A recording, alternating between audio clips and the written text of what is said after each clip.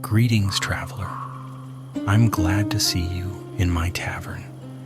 Here you may rest after a hard road, drink a mug of good ale, and listen to an old, honest witcher's tale, one that smells of smoke, winding roads, and silver coins. The wind carried the scent of wine and blood. Geralt of Rivia reined in Roche atop a gentle hill overlooking the valley of Toussaint, where golden vineyards rolled toward the horizon like waves of light. The Witcher had been summoned here by ducal writ, an official parchment sealed in wax and urgency. Such summons rarely meant peace. The sun had just dipped behind the western mountains, its dying glow setting the world aflame. Below, nestled between the vines and cypress groves, rose the silver turrets of Beauclair, proud and pristine even in the dimming light. Bells tolled from the palace spires, their notes clear and melancholy. Geralt nudged Roche forward, the mare's hooves clicking over the stone road. Farmers and vintners watched him pass, some crossing themselves, others merely whispering.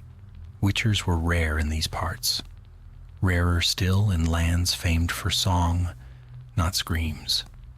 By the time he reached the ducal courtyard, night had fallen.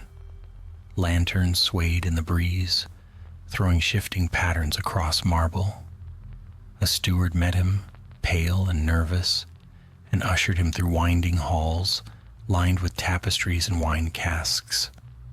Duchess Anna Henrietta awaited him in her solar, her eyes sharp as cut glass, her gown the deep red of Toussaint's finest vintage. "Geralt," she greeted, setting aside a goblet. "I trust the road was not too cruel." "I've had worse," he replied. "Your message spoke of murders." "5," she said, her voice low. "All in or near Castel Ravello. My guards are useless. Men drained of blood, throats torn open. No footprints, no witnesses. We found one horse alive. It hasn't stopped screaming." Geralt's amber eyes flickered. "Sounds like a higher vampire. Or something close." Anna Henrietta shook her head. "The scholars of the ducal court disagree. They call it an animal. A wolf, perhaps?" Geralt's mouth curved slightly. "Wolves don't drink blood." She rose and handed him a sealed parchment, a map marked with crimson ink. "Castel Ravello's master, Lucien de Montfort, requested your aid. He is a recluse, but an honest vintner. My hope is that you will find what my knights could not." He nodded once.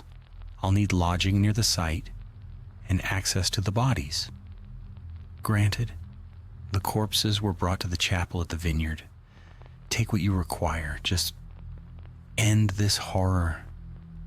Geralt inclined his head and turned to leave, cloak swirling in the candlelight. Outside, the moon had risen, round and red, staining the land like spilled wine. He arrived at Castel Ravello by midnight. The vineyard was silent, the vines black ribbons against the pale soil.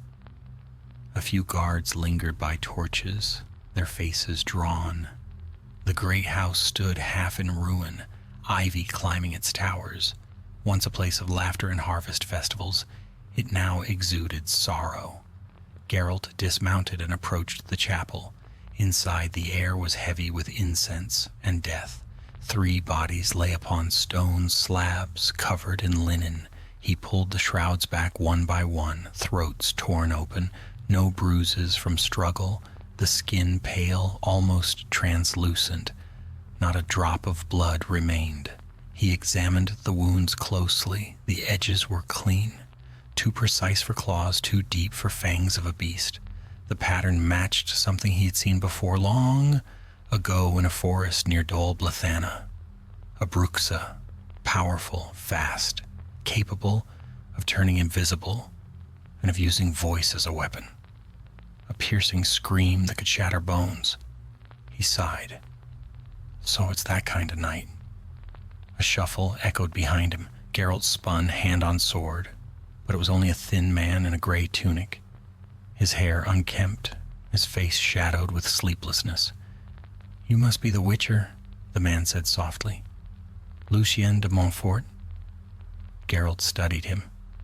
He seemed no older than 30, yet there was grief in his eyes that spoke of centuries.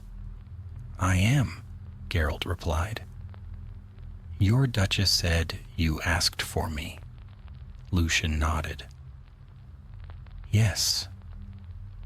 The killings began a fortnight past.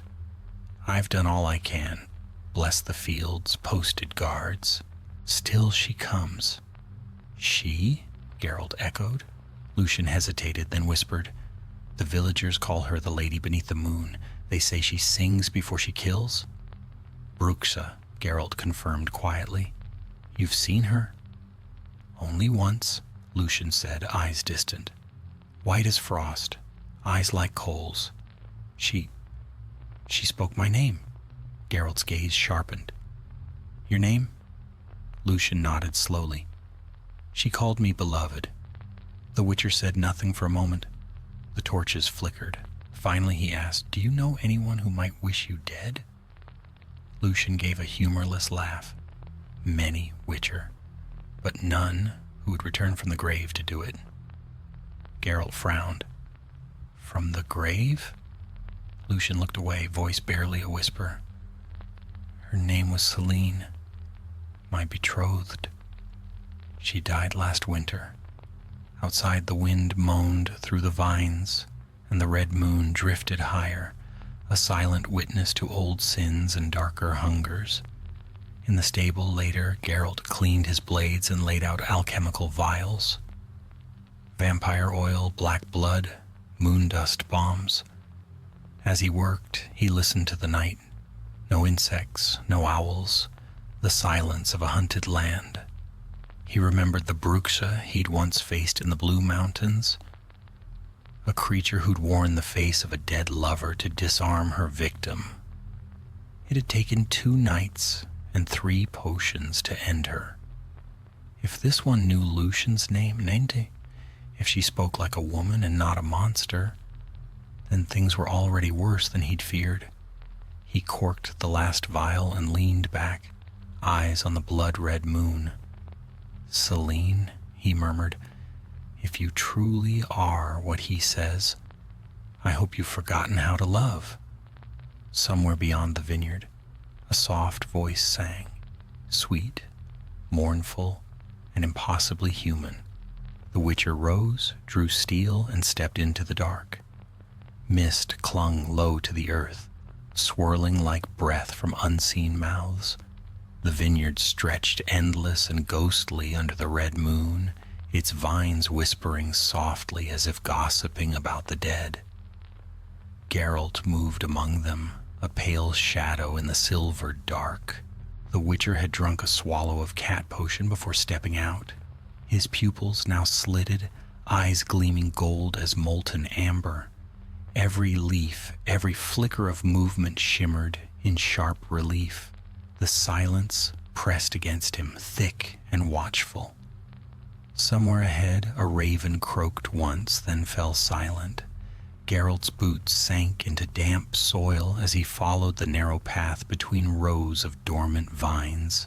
The scent of rot mingled with the sweetness of crushed grapes. It was a graveyard of autumn's bounty, now a hunting ground. He knelt, gloved fingers brushing the ground. A track, a single bare footprint, delicate, light, human-shaped, but wrong somehow. The toes were elongated, the arch too high.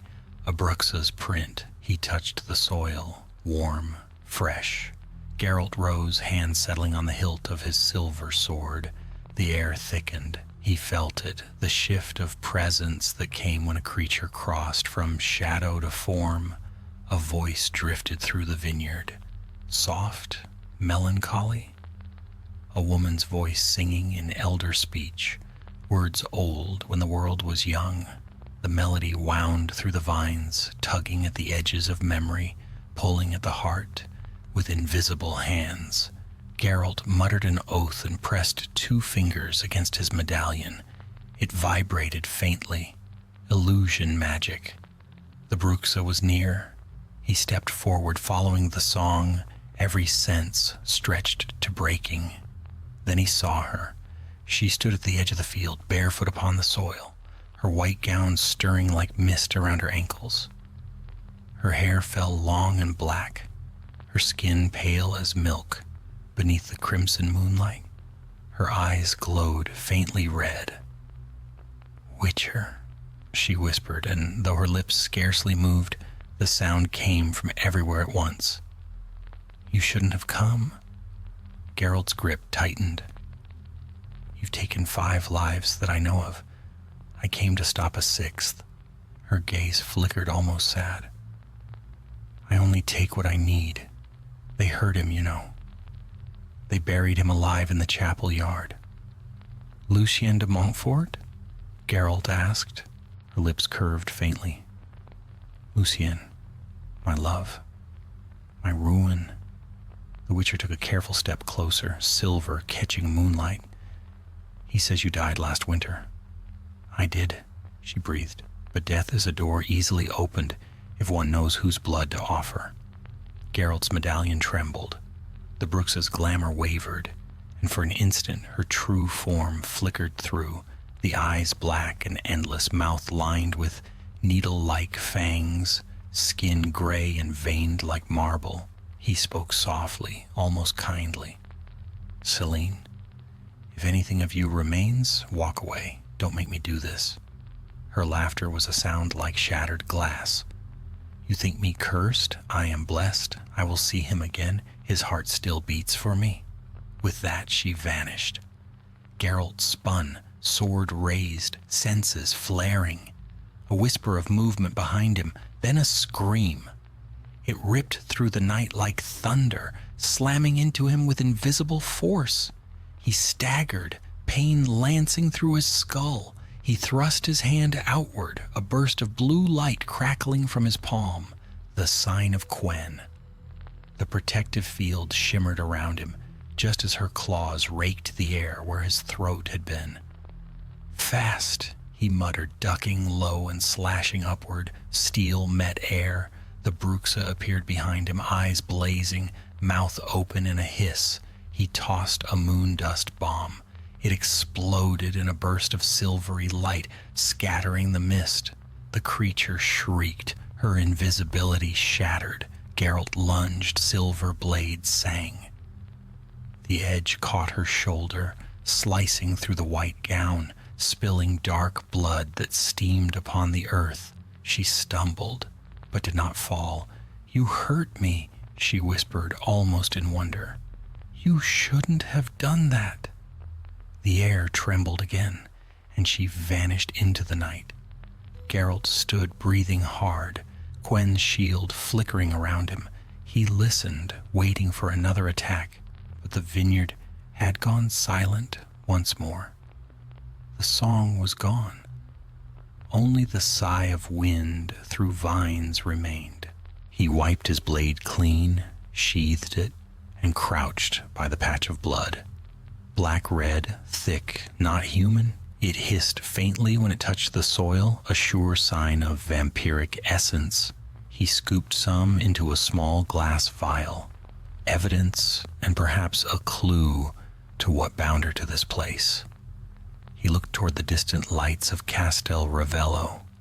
Somewhere in that house, Lucien de Montfort dreamed of a woman who no longer belonged to the living.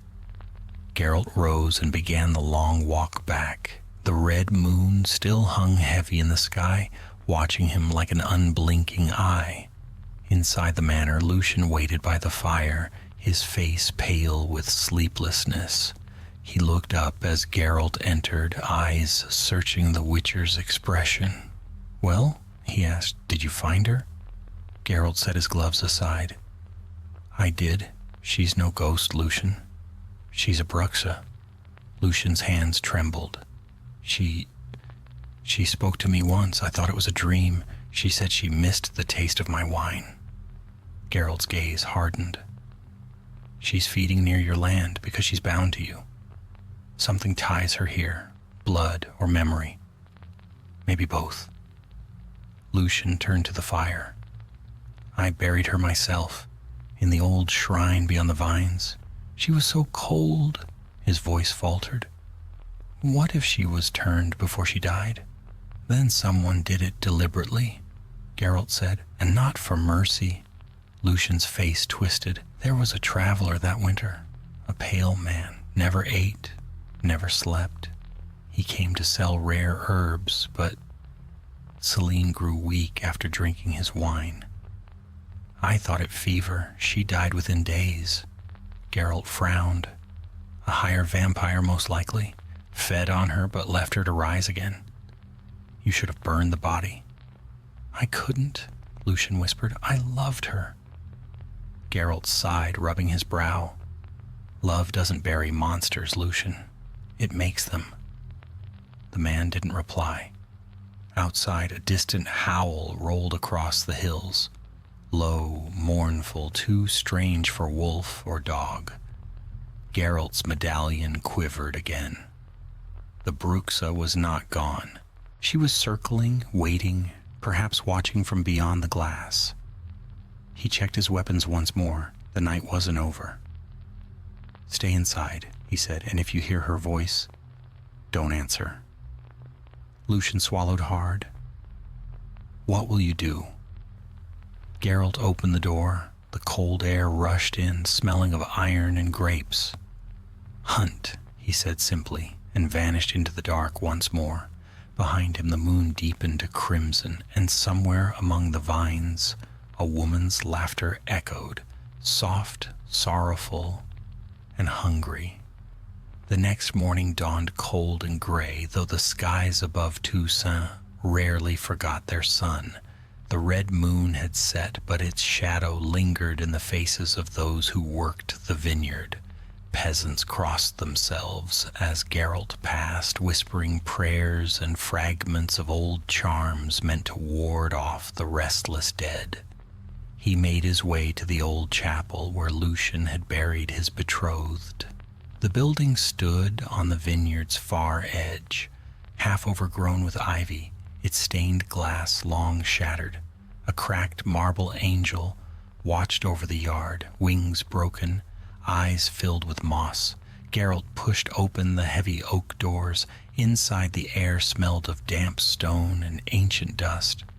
Faded frescoes showed the Lady of the Lake bestowing her blessing upon knights of old, symbols of chivalry, now flaking into ruin. At the front lay a single tomb of white stone, the name Céline de Montfort carved in delicate letters. The Witcher crouched beside it, tracing the faint scorch marks on the floor. Someone had burned candles here recently. Too recently. He ran his fingers over the stone, cold, undisturbed. But when he shifted the lid slightly, a faint scent rose, sweet, metallic, not decay, but blood. Geralt muttered a curse. Whoever had sealed this grave had not done so properly. Something inside had bled after burial. He lifted the slab just enough to peer within. Empty. The Witcher closed his eyes for a moment, then replaced the stone. The Bruxa had indeed been buried here, but not for long. She'd risen, drawn back by the blood that bound her to Lucian, or perhaps by the one who'd cursed her in the first place. Geralt rose, scanning the shadows. "You've walked far from your bed, Céline," he murmured. "Let's see where your path leads." Outside, the soil around the chapel was soft from the night's dew. He found faint indentations, bare footprints, lighter than air, leading away toward the forest. He followed. The trees loomed dark and twisted, the sunlight weak beneath their tangled branches. Geralt moved silently, listening to the forest's breath. After an hour's walk, the ground grew rocky, the air colder. A cave mouth gaped between two boulders, like a wound. A trace of perfume hung in the air, violets and iron, Bruxa scent. Geralt unsheathed his silver sword and ducked inside. The tunnel descended steeply. He lit a torch, its light glimmering over stones slick with moisture. The walls bore markings, old elven script, half erased. This had once been a shrine older even than Toussaint's vineyards, built when the Ensidas still walked the world. The passage widened into a chamber. In its center stood an altar of black stone. Upon it lay offerings, bones, wilted flowers, small vials filled with blood, and at the altar's foot a cloak the color of frost torn at the hem. He crouched, examining the vials. Each bore a faint symbol drawn in silver powder. Ritual containers. Not for feeding, these were part of an enchantment. Someone had been gathering blood for a spell. The Witcher heard a rustle behind him. He turned sharply, blade raised. A man stood at the edge of the torchlight, thin, tall, pale as ash. His eyes gleamed a dark crimson. His clothing was elegant but old, his voice smooth as silk when he spoke. "You trespass, Witcher," he said softly. "Few would dare disturb the resting places of my kind." Geralt's jaw tightened. "You must be the traveler Lucian mentioned." The vampire inclined his head slightly, lips curling. "He remembers me then. How touching. I am Varen of the higher blood. I came to taste your fine wines and found instead something far more intoxicating." "Celine," Geralt said. The vampire smiled faintly. "Ah, the bride, lovely creature. I drank from her but a little, yet her heart was so strong, so full of love, that she rose despite my intent. An accident, I assure you." "Accident or not, she's killed 5 people," Geralt said. Varen's eyes gleamed. "Do you think I care for human lives?" "They are wine to us, Witcher. Vintage of differing flavors." Geralt raised his sword. "You turned her. You'll tell me how to undo it." Varen laughed quietly. "Undo? There is no undoing. The blood binds. To end her suffering, you must kill her. But be warned. She will come to you willingly, and in that moment, your heart will falter." "Not likely," Geralt said. The vampire stepped back into the shadows, his voice echoing softly. "Then prepare, Witcher. When the red moon rises again, she will seek what was stolen from her. Lucian's blood calls to her still." Geralt moved forward, but Varen was gone. Only the scent of iron and roses remained. He exhaled slowly and lowered his sword. Higher vampires were not foes to take lightly, but at least now he knew the truth. Celine's curse was born of love, twisted by blood magic. To end her, he would have to sever that bond. He left the cave as sunlight filtered weakly through the trees. The warmth did little to chase away the chill in his bones. Back at the manor, he found Lucian sitting by the hearth again, staring into the flames. His eyes were hollow, ringed with exhaustion. "You went to her grave," Lucian said dully. "I did," Geralt replied. "It's empty. She's been using an old elven shrine. There's a higher vampire involved, Varen. He turned her, but she rose on her own." Lucian's face twisted. "Then there's hope?" Geralt shook his head. "No. Only a choice. Either she dies, or she kills again." Lucian's hands clenched into fists. "You don't understand. I still feel her near me. At night she whispers my name. I can't let her go." Geralt regarded him for a long moment. "If you keep her close, she'll tear your throat out, sooner or later. Whatever she was, she's not Celine anymore." Lucian stood abruptly, anger flaring in his eyes. "Get out, Witcher. I'll deal with it my way." Geralt sighed, turning toward the door. "Your way will get you killed. Better that," Lucian said softly, "than to forget her." The Witcher left him to his grief. Outside, clouds gathered once more. The air was heavy, the wind sharp. Somewhere in the vineyard, a lone crow called. Geralt paused, eyes narrowing as he looked toward the forest.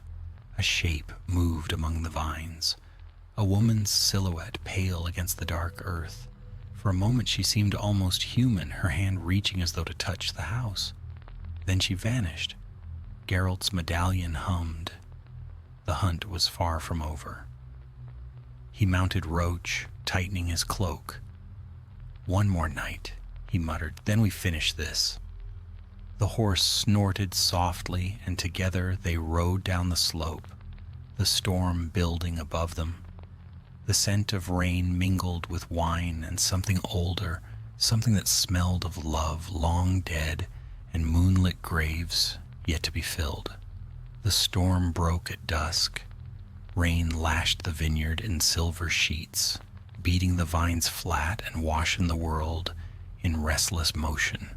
The sky boiled with thunder, each flash of lightning briefly illuminating the turrets of Castel Ravello and the distant forests beyond. Geralt stood beneath the archway of the manor's courtyard, cloak heavy with rain, eyes scanning the horizon. The red moon would rise again tonight. The omen hung in the Witcher's mind like a tolling bell. He had tracked monsters long enough to know the signs. Storms seldom came by chance before blood was spilled. Inside, the household was uneasy. Servants whispered that the Lady of the Moon would come for her groom before dawn. They barred windows, scattered salt along thresholds, hung garlands of garlic and silver thread. Geralt ignored their muttering. Against a Bruxa, none of it would matter. He spent the hours before sunset preparing his gear. He polished the silver blade until it shone like frost. The steel sword he left behind. It would be useless against her. From his satchel he drew vials of potion, black blood, Maribor forest, cat, and set them carefully in order. He spread vampire oil over the sword's edge until it gleamed with a dull, oily sheen.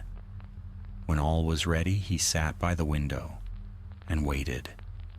The rain eased just before nightfall. Mist rose from the vineyard, wrapping the hills in ghostly veils. Lightning flickered far away, a silent herald of what was to come. Geralt watched the clouds shift, his medallion faintly vibrating against his chest. Then, from somewhere deep among the vines, a voice began to sing. It was faint at first, almost like a lullaby carried on the wind. The words were in elder speech, sad, tender, filled with longing. Geralt's hands clenched around the window frame. He could feel the pull of the melody, the subtle enchantment woven into each note. He stood, fastening his cloak, and strode into the storm-dark night. The song guided him down the path between the vines. The air was heavy with the scent of wet earth and wine. His boots sank into mud, each step slow, deliberate. He followed the voice until it drew him toward the old chapel again, its windows dark and silent. Lightning split the sky as he reached the door. Inside, candlelight flickered on the altar. Celine stood there, dressed in the same torn gown as before.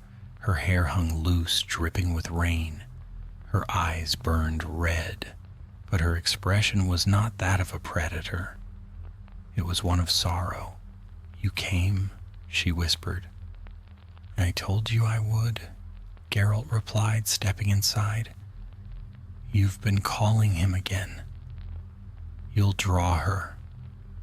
Your maker." "I don't want him," she said softly. "I want Lucian."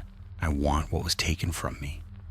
Geralt's voice was calm, though his hand rested lightly on his sword. "You can't have it. You're dead, Celine. The woman he loved is gone." Her lips trembled. "Am I? Look at me, Witcher. Do I not still feel? Do I not still love?" Lightning flared again. For an instant her beauty returned. the pale skin radiant, her eyes soft and human, but as the light faded, the illusion broke, revealing the twisted veins beneath her flesh, the faint shimmer of fangs at the edge of her smile. Geralt shook his head. Love doesn't excuse murder. She flinched, voice rising with the wind. They killed him. The villagers dragged him from our home when the plague came. They said I had cursed the harvest. They buried him alive. I found him too late. When I clawed open the grave, his heart had stopped. Her words hung in the air like cold mist. Geralt said nothing. He had heard many such confessions from monsters, each a tale of pain, of betrayal, of love, twisted into hatred. You were turned by Varen, he said finally. He used your grief, fed on it. Celine's eyes darkened. He promised I could see Lucian again, that I could bring him back if I gathered enough blood beneath the red moon. Geralt's medallion thrummed. The altar stones pulsed faintly with crimson light, the blood vials he had seen in the cave. This was the ritual's heart. You're being used, Geralt said. He's drawing power through you. You're a vessel, not a bride. The Bruxa's voice became a hiss. Lies. You want to take him from me. Varen's coming, Geralt said quietly. He needs you to finish the spell. When it's done, he'll drain what's left of you and move on. For a moment she hesitated. Pain crossed her face, a flicker of the woman she'd once been. But then the chapel doors blew open and the wind howled through. A tall, pale figure stepped inside, eyes burning like coals. Varen. The vampire smiled faintly. Ah, my children of blood and sorrow. I had not thought to find you both here. Celine's expression shifted from fear to adoration. You said the moon would bring him back. Varen's gaze was cold. Yes, my sweet, but not for you. He raised his hand and the altar flared with red light. The air rippled with power as the blood within the vials began to rise, swirling into a crimson mist. Celine gasped, clutching her head. Geralt drew his sword in one smooth motion. Enough! The vampire turned his gaze upon him, smiling faintly. Still you interfere, Witcher? Do you truly think you can kill me? I've killed your kind before. Varen laughed, a sound that chilled the marrow. You've killed beasts that crawl in shadows. I am not one of them. Then he moved. The vampire blurred faster than sight. Geralt swung, steel meeting air. Varen struck like lightning, claws slicing across Geralt's shoulder. Pain burned hot, but the Witcher countered with a blast of Ard, the telekinetic wave hurling the vampire backward into the altar. The blood mist dispersed with a hiss. Celine screamed, torn between the two. Stop! You'll destroy him! Geralt ignored her plea, pressing forward. He drank a swallow of black blood, feeling the potion burn down his throat. When next the vampire lunged, its fangs met the poisoned ichor instead of flesh. Varen recoiled with a snarl, smoke curling from his mouth. Witcher filth, he hissed. You'll die screaming. But Geralt was already moving. Silver flashed, cutting deep across the vampire's chest. Varen howled, darkness spilling from the wound like living shadow. Celine fell to her knees, clutching her head. Stop, please, stop.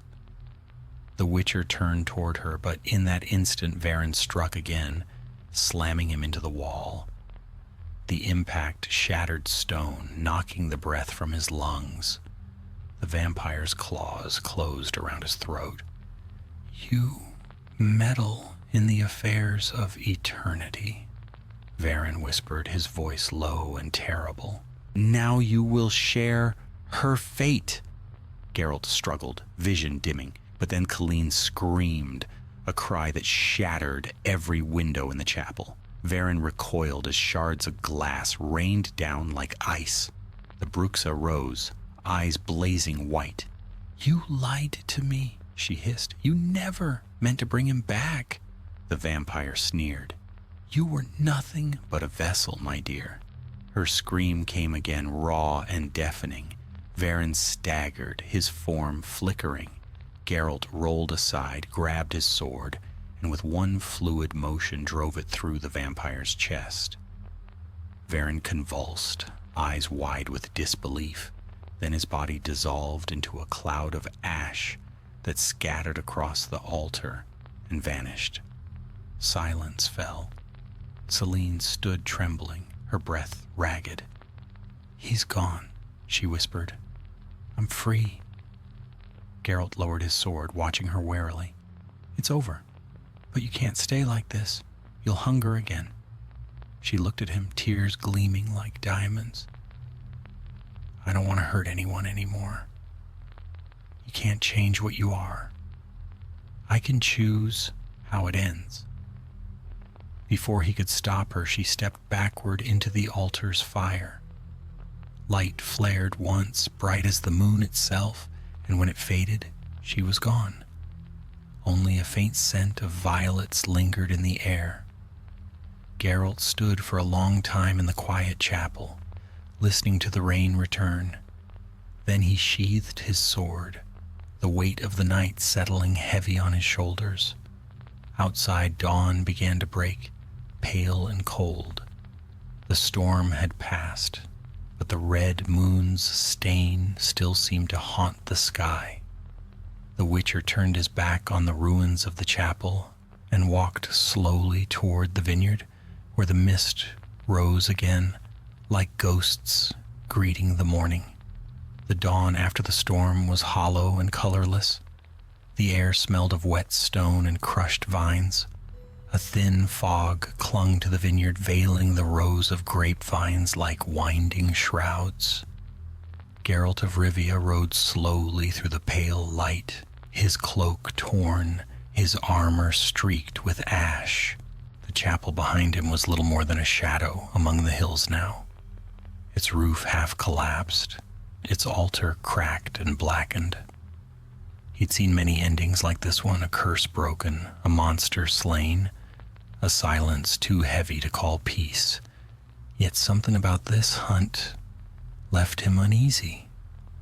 The wind carried the faintest echo of Celine's song, a whisper on the edge of hearing.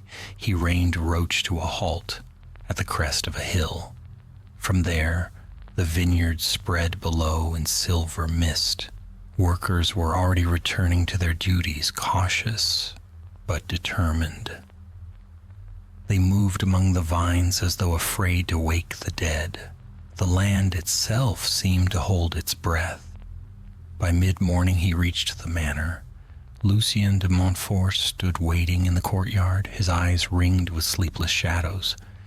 When Geralt dismounted, the man stepped forward at once, searching his face. "Well?" Lucien asked, voice trembling. "Is it done?" Geralt nodded.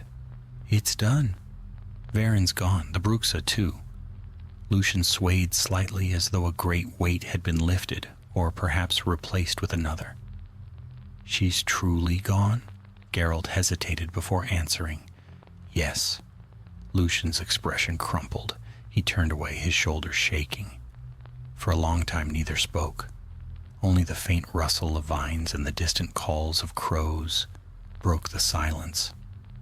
Finally Lucien whispered, "She deserved better. I should have burned her when I had the chance.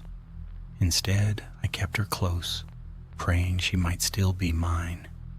Geralt's tone was quiet. "Love and hope make fools of most men, and monsters of some." Lucien looked back at him, eyes glistening. "And you, Witcher? What do they make of you?" Geralt said nothing. He only turned his gaze toward the horizon where the clouds were beginning to part. "I learned long ago not to hope too much. It dulls the sword." The vintner gave a hollow laugh. "I'll send payment to the Duchess. Whatever she promised you, I'll double it. Keep your coin, Geralt said, mounting Roach again. Spend it on rebuilding, or on a proper burial. Lucian flinched, then nodded. I will. But tell me, Witcher, when you killed her, did she suffer? Geralt looked down at him, his expression unreadable. No, she found peace. He didn't add that she had found it in fire. Some truths were not for the living. With that, he turned Roach toward the road. The hooves struck the cobblestones in steady rhythm as he left Castel Ravello behind. By noon, he reached Beauclair. The city glimmered like a jewel washed clean by rain. Market stalls bustled again, and the scent of baked bread and roasted nuts drifted through the streets. The world, it seemed, cared little for the horrors that had stalked the vineyards. At the palace, Geralt was received at once. Duchess Anna Henrietta awaited him in her hall, surrounded by advisors and perfumed courtiers who eyed the Witcher as though he'd tracked mud across the marble. She dismissed them with a wave. Witcher, you returned sooner than I expected. I take it your hunt was successful? Geralt inclined his head. The creature's dead, a Bruxa. She was tied to a higher vampire named Varen. Both are gone now. The Duchess's brows drew together. Vampires, again. Toussaint seems cursed by them of late. Not cursed, Geralt said. Merely remembered. Old things don't fade here. They sleep. Anna Henrietta regarded him for a long moment, then sighed. And the vineyard? Will my people be safe? They will. But Castel Ravello's master has his own ghosts to tend. The Duchess nodded. I will see he receives my condolences and my oversight. I'll not have another noble dabbling in sorcery under my sun. She rose from her throne, her voice softening slightly. You have my thanks once again, Witcher. Toussaint owes you more than coin. Geralt accepted the pouch she offered, but did not open it. Keep your thanks, your grace. I only did my work. Her smile was faint but genuine. And yet the work of one man often spares the lives of many. Rest here if you wish. The inns of Beauclair are warm, the wine strong. I'll take the road, he said. Storms aren't done with me yet. He left the city that same afternoon. The sun broke through at last, turning the fields gold. Birds returned to their songs. It might have been a perfect day had he not noticed the shadow that followed him along the road. A single raven, black as spilled ink, circling high above. By evening he had reached a crossroads marked by a weathered shrine. He dismounted to rest, pouring a measure of wine into his flask. As he drank, the air grew strangely still. The raven landed on the shrine's arm, tilting its head. Geralt watched it warily. Ravens were never just birds in his experience. He had seen them serve gods, demons, and things older still. Go on, he muttered. If you've a message, speak it. The bird's eyes gleamed red in the setting sun. Then it opened its beak, and a voice whispered, not in words but in thought, the moon will rise again, white wolf. Not all fires cleanse, some awaken. Before he could move, the raven spread its wings and vanished into the gathering dusk. Geralt sat for a while, silent. The wind stirred the grass, and far off, thunder murmured once more. He thought of the chapel, the blood, the song that had haunted the night. He thought of Celine stepping into the fire with peace in her eyes. And he wondered, had the curse truly ended, or merely changed its shape? He finished the wine, mounted Roach, and rode on. That night he camped by a stream. The stars shone bright above, the moon pale and innocent once more. He built a small fire, cooked what little he had, and leaned against a tree. The The forest around him breathed quietly, yet sleep would not come. In the distance, he thought he heard it again, a voice, faint, sorrowful, carried on the breeze. The same song as she had sung beneath the red moon.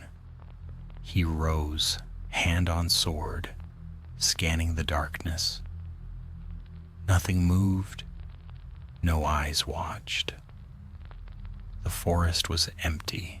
Still, the song lingered, threading through the night like the scent of forgotten flowers. Geralt sat down again, rubbing his temples. "You're gone," he murmured into the firelight. "Stay gone." But somewhere deep inside he knew the truth. Curses born of love never die easily. They live echoes, soft, persistent, and patient as time. The Witcher lay back, eyes open to the stars, and waited for dawn. The flames crackled low, painting his face in shifting gold.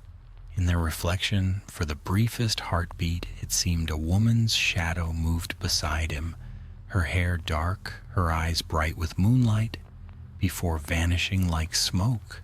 And in the silence that followed, the world held its breath again, as if unsure whether the tale had truly ended. The following day dawned clear, washed clean by rain and blood. Geralt rode north along the Toussaint roads, past fields alive with the scent of crushed grapes and freshly turned soil. The land seemed at peace again, yet he could not shake the feeling that something unseen trailed him, a presence just beyond the reach of sense or sight. He had been on the path long enough to recognize the weight that clings to a hunt unfinished. Monsters died, curses lifted, but echoes, whispers, dreams, they clung to the living.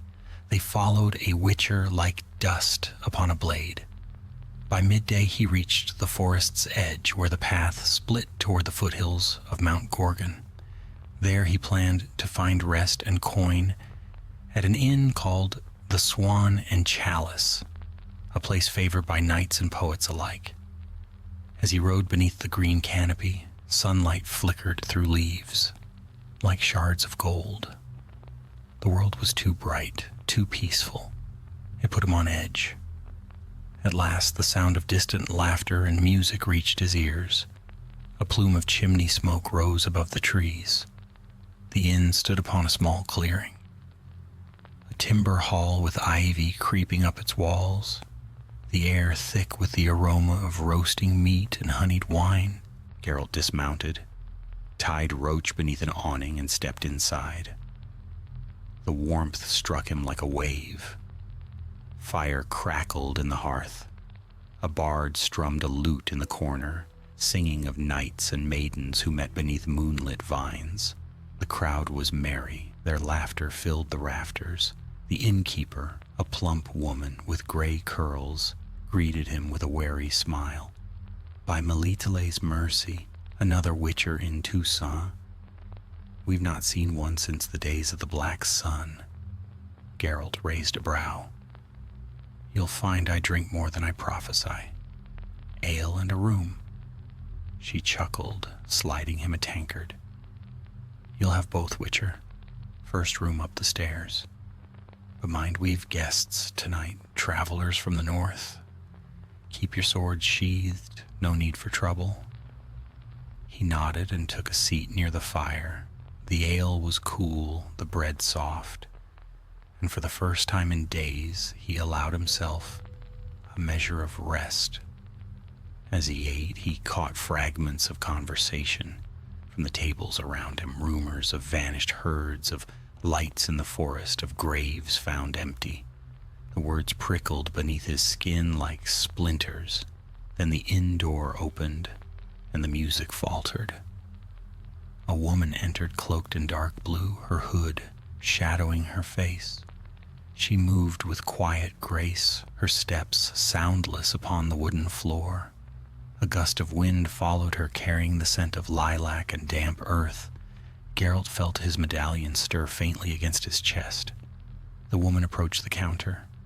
Wine, she said, her voice low and melodic. Red? The kind grown beneath moonlight? The innkeeper frowned, puzzled. We've plenty from Castel Ravello, my lady. Would that suit? At the mention of the name, Geralt looked up sharply. The woman smiled beneath her hood. Yes, Castel Ravello will do. When she turned to find a seat, her gaze brushed his for the briefest heartbeat, eyes like molten silver. Beneath the shadow of her cowl, no human eyes shone so.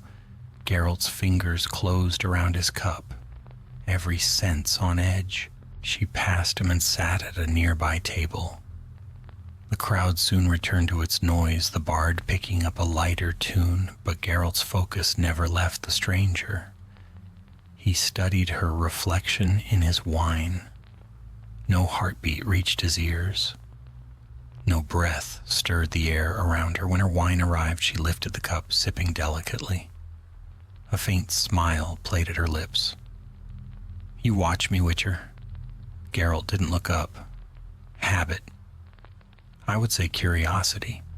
He met her gaze. Then you'd be wrong. You're not the first of your kind I've met. Her smile deepened. My kind? Vampire. The laughter around them dimmed, as if the world itself held its breath. The woman tilted her head. That word is crude.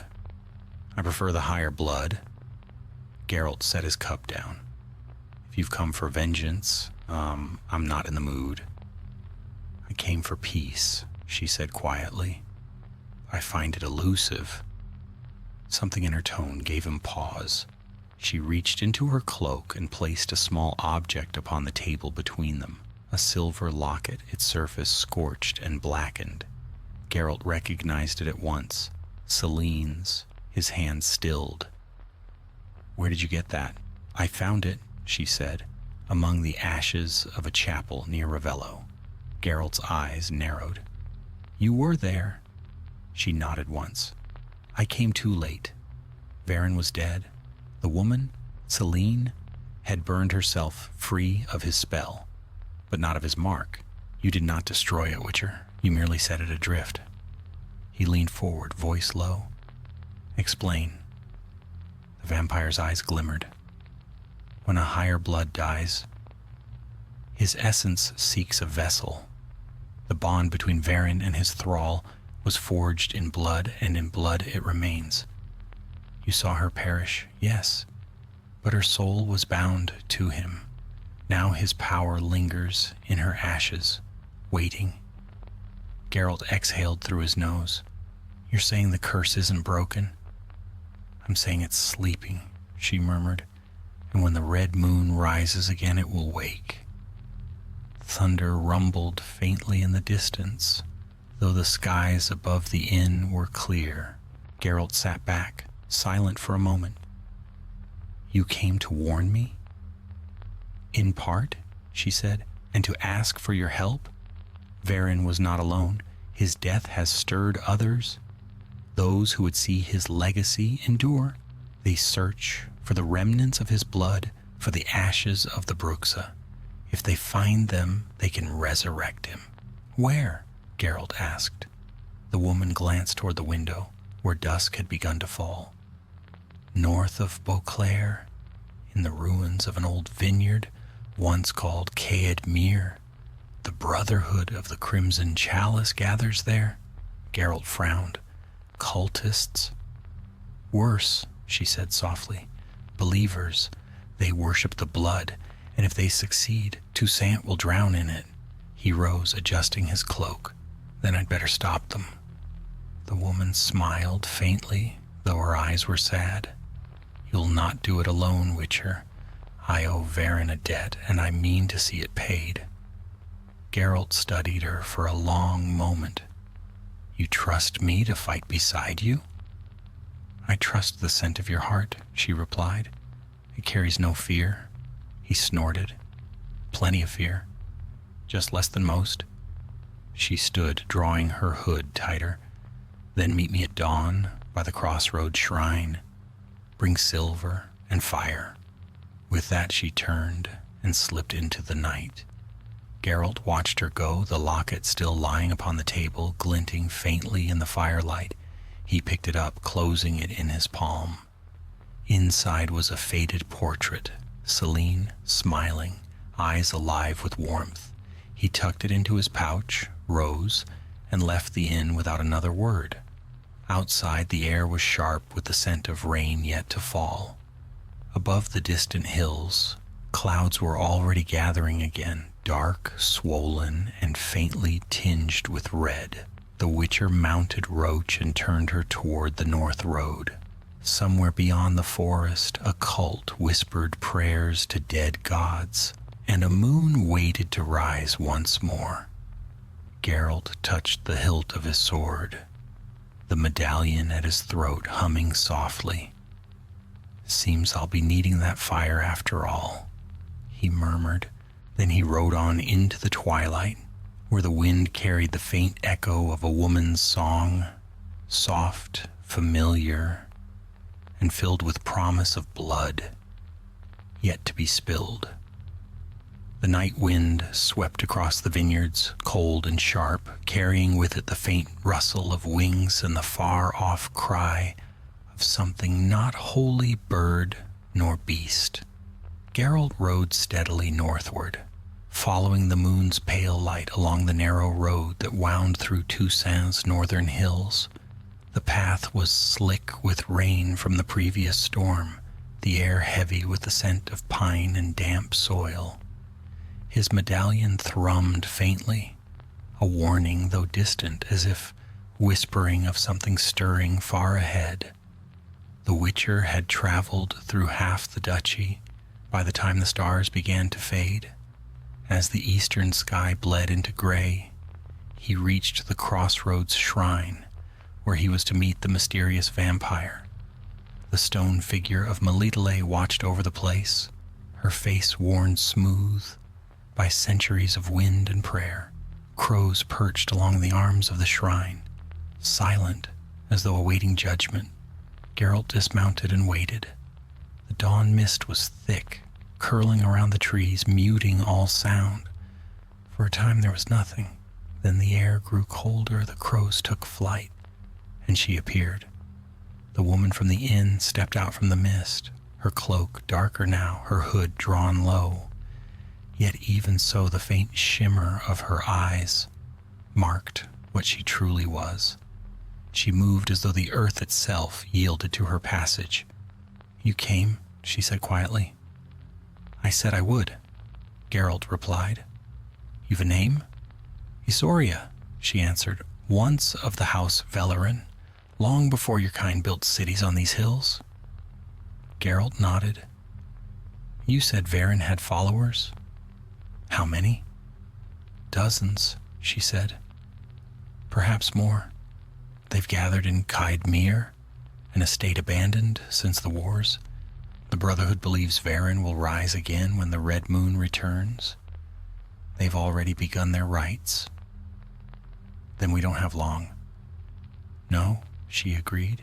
"By nightfall the moon will stain the sky once more, and when it does they'll offer her ashes, the Bruxa's remains, to the altar of blood." Geralt's gaze darkened. "Celine," Isoria studied him for a moment. "You pity her. She was a victim and a murderer. Both truths can stand." Isoria inclined her head slightly. "Then you understand why I came to you. I cannot let Varen's name rise again.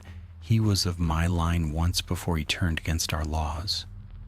The higher blood is not meant to rule through fear. Vampires with laws," Geralt muttered, "never ceases to surprise me." Her lips curved faintly. "Even predators have codes, Witcher. Those who forget them become beasts. Varen was one such beast."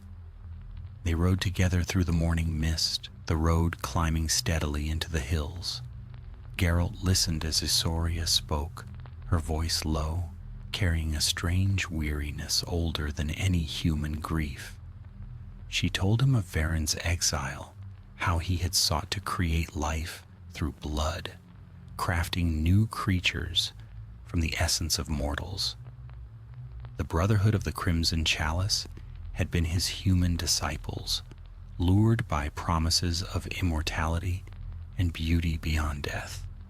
When at last they crested the final rise, the ruins of Cadmere came into view. The old vineyard lay in decay, rows of twisted vines long dead, the manor at its heart a skeletal husk of stone.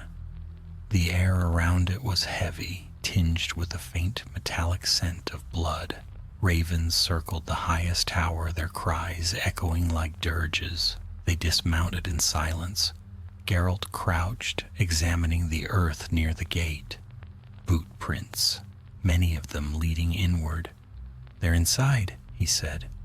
Isoria drew back her hood, revealing skin pale as marble and lips red as spilled wine. "Then we end it before the moon rises." The Witcher nodded. "You take the high ground. I'll clear the courtyard." They moved like shadows through the ruins.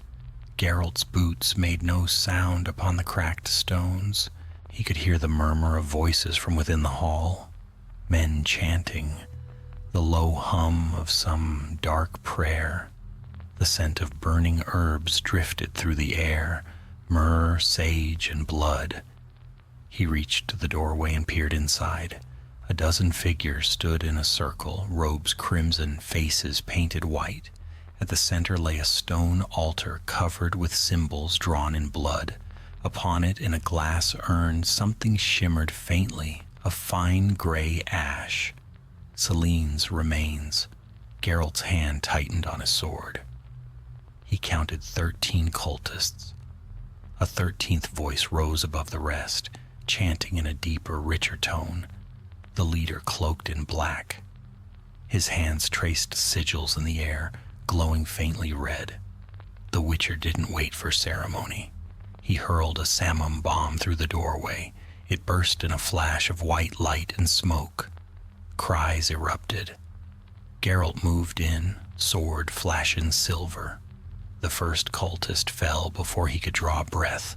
The second's blade was parried and turned. In moments, chaos consumed the hall.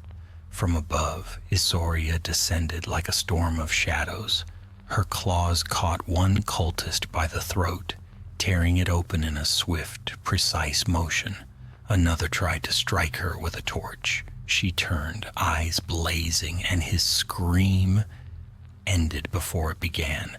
Yet amid the slaughter, the leader did not flee. He raised his hands higher, shouting a single word in elder speech. The urn cracked. A red mist spilled forth, twisting and coiling, alive. Geralt swore, cutting down the last of the cultists and lunging toward the altar. "He's releasing it!" The mist gathered above the altar, shaping itself into a form that shimmered like fire seen through smoke. For a heartbeat, it took the shape of a woman. Celine. Her face was calm, her eyes closed, but her lips moved soundlessly, whispering words no living tongue could speak. Then the mist turned crimson and screamed. The blast threw Geralt and Isoria backward. The altar shattered. The leader's body was torn apart, his blood drawn into the swirling mass. Isoria staggered to her feet, voice tight with fury. "He's merging her essence with Varen's." "Then we stop it," Geralt growled.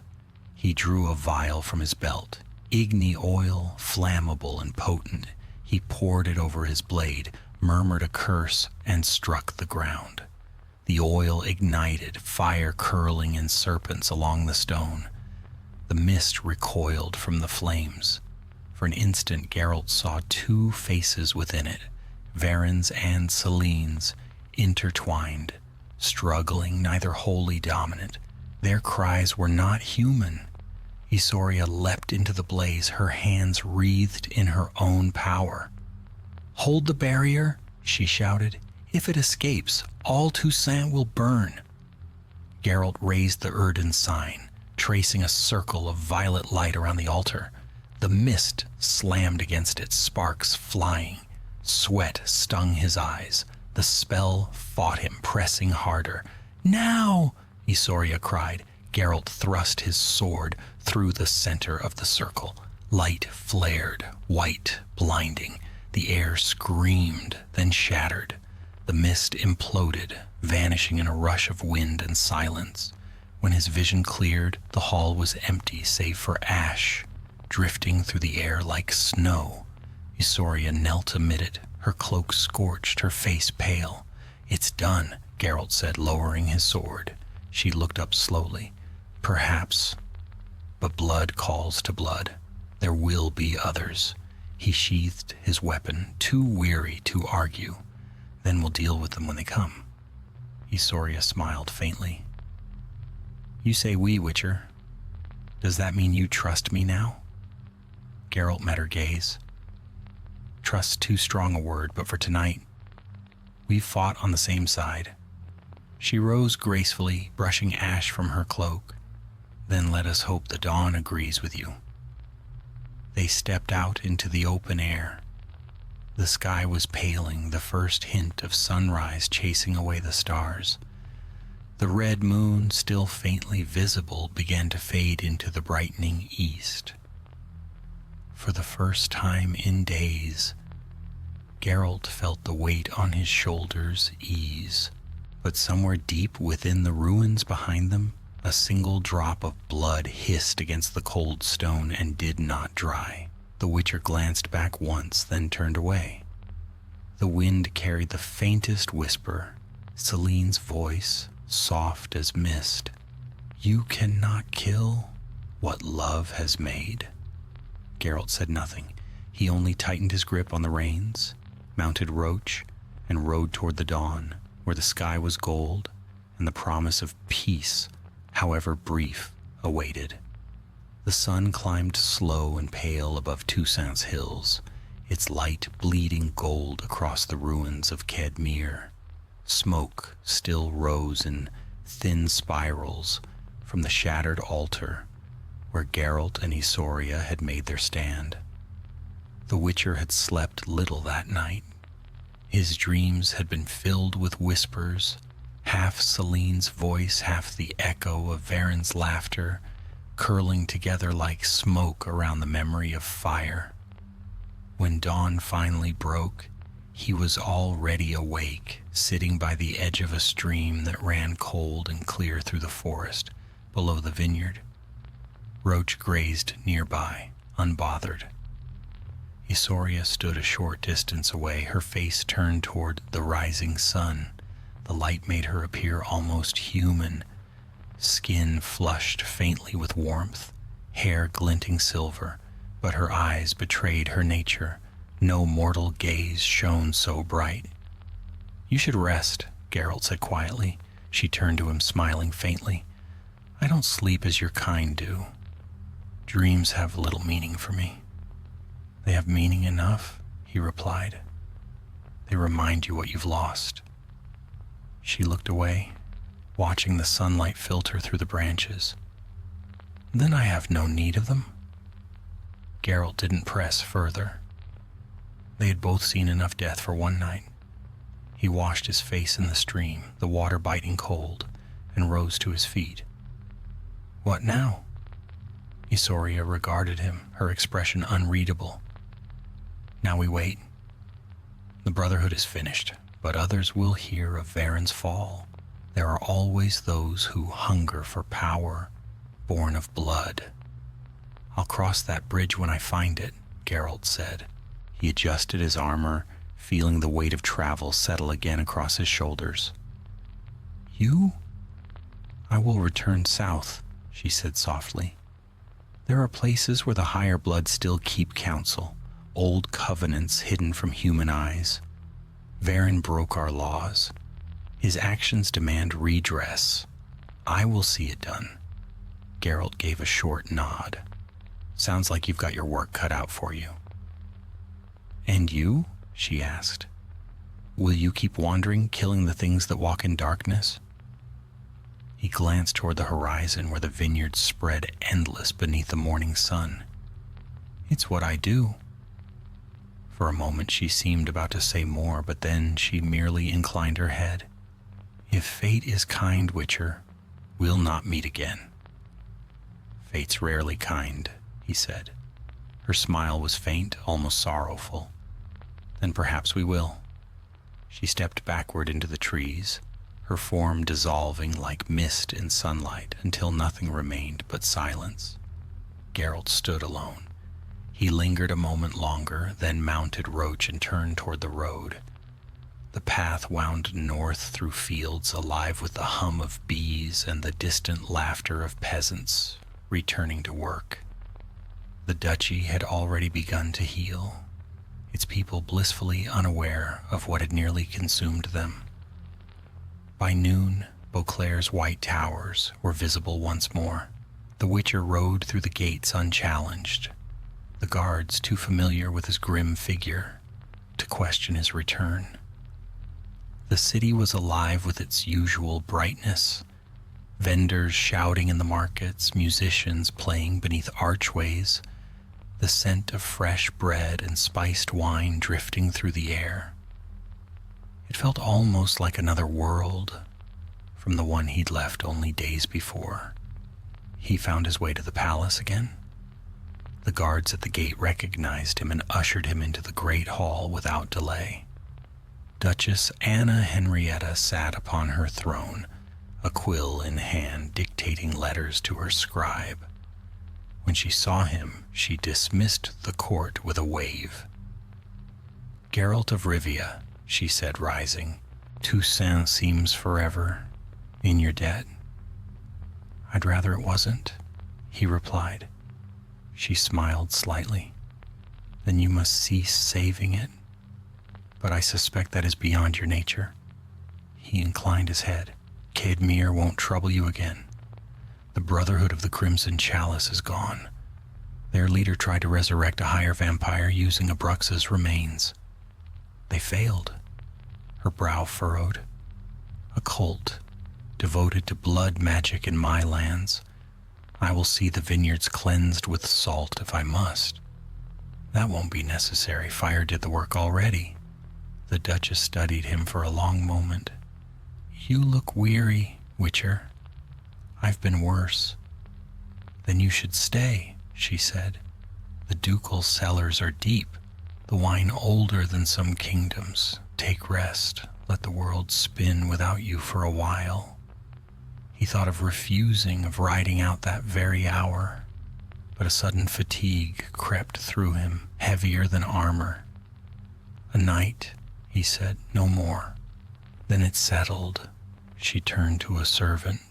Prepare quarters in the west wing, and have a cask of Castel Ravello brought up. At the mention of the vineyard, a shadow crossed Geralt's mind, but he said nothing.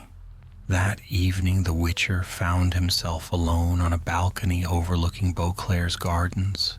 The scent of roses filled the air, and far below lanterns flickered along the walkways like captive stars. He sat with a goblet of deep red wine, rich, smooth, bittersweet. He stared into it for a long while before speaking softly to the night. Here's to you, Celine. May you finally rest.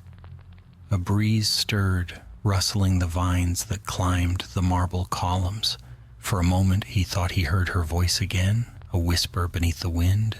You cannot kill what love has made. He looked toward the moon, pale and whole again, and sighed. Maybe not, but I can try. The next morning he was gone before the palace awoke. The servants found only an empty cup and a single silver coin left upon the table, a token of payment, though no one could say to whom. The road carried him northward, through forests where dew clung to every leaf and the world smelled of earth and green life. Days passed, marked by quiet inns and nameless villages. Geralt kept to himself, speaking little, listening always. Tales of beasts still wandered ahead of him, wolves with glowing eyes, rivers that whispered in women's voices, barrow mounds where the dead refused to stay still. The path was endless, as it had always been. Yet one evening, as he made camp beside a half-frozen lake, he saw something that made him pause. On the far shore, a figure stood, a woman cloaked in white, her reflection wavering in the water. For an instant, he thought it was merely a trick of moonlight. But then she raised her head, and he saw her face. Celine. He rose, hand on his sword, heart steady but heavy. The apparition did not move closer. She simply watched him, her expression neither kind nor cruel, only infinite in its sorrow. Then, as the wind shifted, she was gone, vanished like breath from glass. Geralt stood a long while after, staring at the ripples fading across the lake. He did not know whether it had been ghost, memory, or merely the mind's cruelty, but he felt the old ache stir again.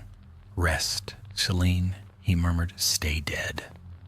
The forest made no answer. He sheathed his sword, doused the fire, and looked once more at the moon's reflection dancing on the water. Then he turned his back to it and walked into the trees where the night waited, silent, endless, and patient as the path itself. The next days passed in silence, the kind that seeps into one's bones. Geralt rode through lands where the air smelled of frost and pine, where the wind sighed through the mountains as though mourning something lost long ago. Each dawn bled gray, each night fell cold and empty. The path wound north toward the Pontar Valley, a region scarred by war and superstition. Villages stood half deserted, their fields unharvested. Smoke rose from chimneys but rarely, and the few peasants he passed watched him from behind shuttered windows, whispering of omens and ghosts. Such whispers rarely lied. He reached the hamlet of Varennes by twilight. It lay between forest and fen, its crooked houses clinging to the edges of the swamp like frightened children to their mother's skirts. The smell of peat and stagnant water hung heavy in the air. An old man waited by the village signpost, a lantern swinging from his hand.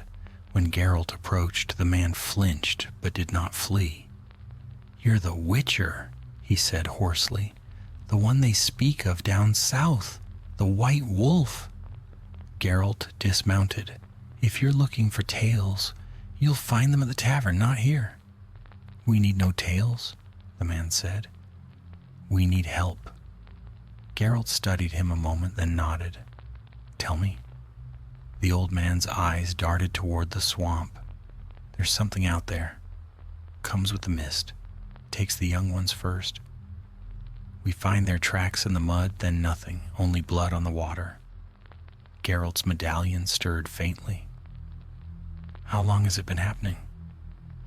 3 weeks, the man whispered. "Started the night the red moon rose. We thought it was spirits, but the last boy it took. He was found yesterday, drained dry." Geralt's jaw tightened. "Show me." They led him to a hut at the edge of the marsh, where a body lay beneath a sheet. When the Witcher drew it back, he saw the telltale signs immediately. Skin white as wax, lips blue, 2 punctures at the neck. Not the work of a Bruxa nor an Ekamara. The wounds were clean, almost surgical. "Higher blood," he murmured. The old man crossed himself. "A vampire?" Geralt covered the corpse again. "Yes, but not one feeding blindly. This one hunts with intent." He stepped outside, gazing toward the fog-choked swamp. The mist there pulsed faintly red in places, as though lit from within. "Stay indoors tonight," he said. "Bar your doors, cover your windows, and don't listen if someone calls your name." The man nodded, trembling. "Will you stop it?" Geralt mounted Roach. "I'll try." He rode into the swamp as night fell. The mists thickened, swallowing the world beyond a few paces. The air was alive with insects and the faint lapping of unseen water. The ground grew treacherous, black mud that sucked at his boots when he dismounted. He smeared vampire oil upon his silver blade and swallowed a potion of cat, the world sharpening until even the fog seemed to shimmer with light. Something moved ahead, silent, fast. The mist parted briefly, and he saw a figure crouched by the water's edge, pale, slender, dressed in tattered white. His breath caught. Celine, the figure turned. Her face was, as he remembered, beautiful, sorrowful, unchanged. Her eyes glowed crimson in the dark. "You shouldn't have followed me," she said softly. Her voice was the same, low and sweet, and it hurt more than he cared to admit. Geralt lifted his sword. "You're dead." She smiled faintly. "So are you, in a way. But you keep walking." He stepped closer. "How are you still here?" "The fire freed me," she said, "but it did not destroy me. Varen's blood still flows through mine, and where blood lingers, so does life." "You've been feeding?" he said. Her gaze fell. "Only those who wandered too close. I didn't mean to—" "Stop," he cut in. "Don't lie to me." She looked up again, eyes bright with pain. "Do you think I enjoy this? That I wanted to crawl out of death? I wake each night with hunger burning through me, and every face I see becomes a pulse in the dark." "Then end it," he said, voice cold, "before more die." Her expression twisted, anger, grief, longing all at once. "You think I haven't tried? But death won't take me, Witcher. Not until the bond is broken. Varen's blood binds me still." "Then tell me how." "I don't know." She took a step closer, her feet barely disturbing the surface of the water. "But I can feel him. In dreams. In whispers. He's not gone, Geralt. Part of him still calls to me." The Witcher's medallion buzzed violently. Something moved in the mist behind her, a darker shadow within the gray. "Down!" he barked, shoving her aside as a shape lunged from the fog. Claws raked his shoulder, steel flashed, and Geralt's blade met bone. The creature shrieked. A vampire, but not of the higher kind. One of the lesser breed Varen must have spawned long ago. It darted back, lips peeled in a hiss, eyes burning red. Geralt advanced, cutting low, then high.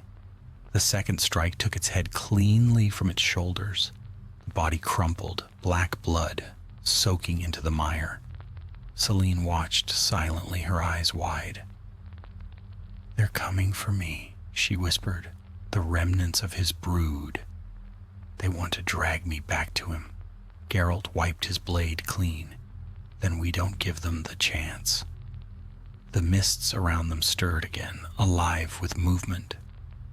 Dozens of eyes glinted red in the fog. "Stay behind me," he said. Celine's voice trembled. "You can't fight them all. Wouldn't be the first time." He drew a moondust bomb from his belt and hurled it into the thickest part of the mist. Silver light exploded outward, revealing a horde of half-formed vampires, pale, malformed creatures, the failed offspring of Varen's experiments. They screamed as the light touched them, skin blistering, eyes melting to ash. Geralt fought like a storm. His silver sword sang through the air, each swing a streak of bright death. The creatures fell one after another, their bodies dissolving into the mud. Celine watched, frozen between awe and horror, the Witcher's movements too swift to follow, too merciless to bear. At last, silence fell. Only the sound of Geralt's breath and the hiss of the swamp remained. The ground around them was littered with ash and bone. He sheathed his sword, wiping blood from his face. "They're done." Celine stood trembling, tears streaking the dirt on her cheeks. "I can't stay here. They'll come again, As long as Varen's curse lives, they'll hunt me.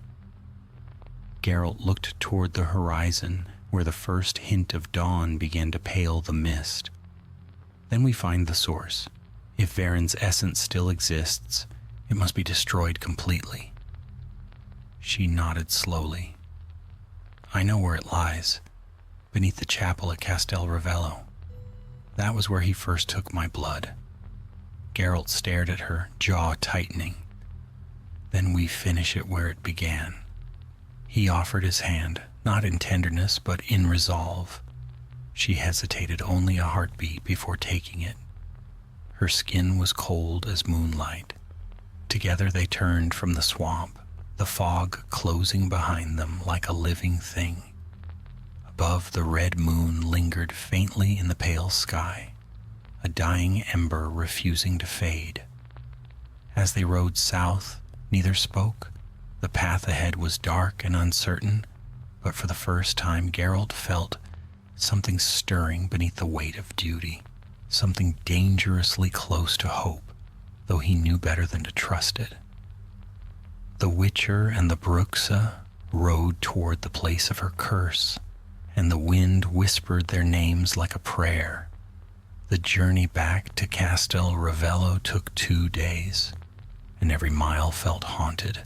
The vineyards they passed were withered from neglect, their fruit blackened upon the vine. Villages lay empty, shutters bolted, doors barred. The few souls who glimpsed Geralt and Celine crossing the road drew the sign of the sun over their hearts, muttering prayers as though warding off a storm. By the second night, the red moon had begun its slow ascent once more, staining the world in blood-colored light. Geralt had seen many such nights, but this one carried a different weight, like the tightening of a snare. They made camp among the ruins of a wayside shrine.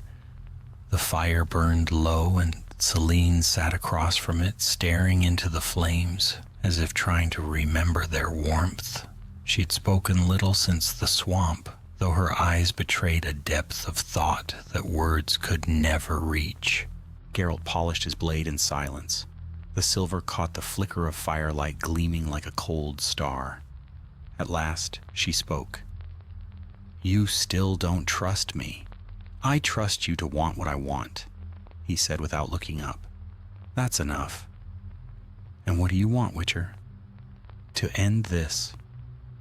She smiled faintly, a shadow of her former self. You make it sound simple. It isn't, he admitted, but it's clear. For a while they sat in silence again. The wind sighed through the trees, carrying the scent of rain and crushed leaves. Somewhere in the distance a nightjar cried, a lonely, mournful sound. You could have killed me in the swamp, Celine said quietly. You should have. I thought about it, he replied. And why didn't you? Geralt met her gaze across the flames. Because you asked for help. Her expression softened, but the sadness in her eyes deepened. I wish I'd never asked Varen for anything. I thought love could cheat death. I thought if I gave enough, if I believed enough. She trailed off, her voice breaking. I didn't know what I was trading. Geralt set his sword aside and reached for a flask of wine. No one ever does. They drank in silence. The moon climbed higher, its light turning the fire's glow to amber. The night felt stretched thin, fragile, as though one more breath might shatter it. When dawn came, it brought with it a dull gray sky and the first hints of rain. They broke camp and rode on. By midday, the towers of Castel Ravello rose ahead, black against the horizon. The once proud estate was now little more than a skeleton. The vines had grown wild, climbing the walls like serpents. Windows gaped like empty eyes. No birds sang. Celine dismounted first, her steps slow, reverent, as though entering a tomb. It began here, she whispered.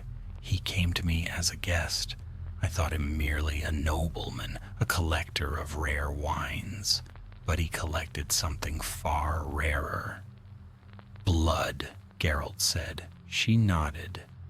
He called it a gift. He said it would make me eternal, and for a time it did.